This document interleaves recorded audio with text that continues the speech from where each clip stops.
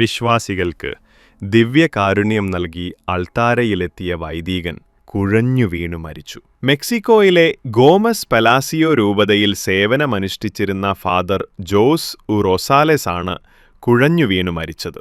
ഹൃദയാഘാതമാണ് മരണകാരണം. 62 വയസ്സായിരുന്നു. ഡുറാൻഗോയിലെ ദൈവാലയത്തിൽ നടന്ന ദിവ്യബലിയിൽ വൈദികൻ വിശ്വാസികൾക്ക് തിരുവോസ്തി നൽകിയ ശേഷം തിരുപാത്രങ്ങൾ ശുദ്ധീകരിക്കുന്ന സമയത്തായിരുന്നു കുഴഞ്ഞു വീണു മരിക്കുന്നത്.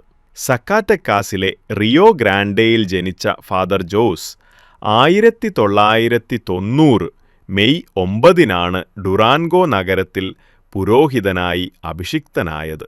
ലെർഡോ മുനിസിപ്പാലിറ്റിയിലെ ജീസസ് ഓഫ് നസറേത്ത് സമൂഹത്തിൻ്റെ പാസ്റ്ററായാണ് അദ്ദേഹത്തിൻ്റെ അവസാന അജപാലന നീക്കം. തൻ്റെ ശുശ്രൂഷയെ ദിവ്യകാരുണ്യത്താൽ ആഴത്തിൽ അടയാളപ്പെടുത്തിയ ഒരു വ്യക്തിത്വം എന്നായിരുന്നു ഫാദർ ജോസിനെ അടുത്തറിയുന്നവര് ഒരേ സ്വരത്തിൽ പറഞ്ഞത്.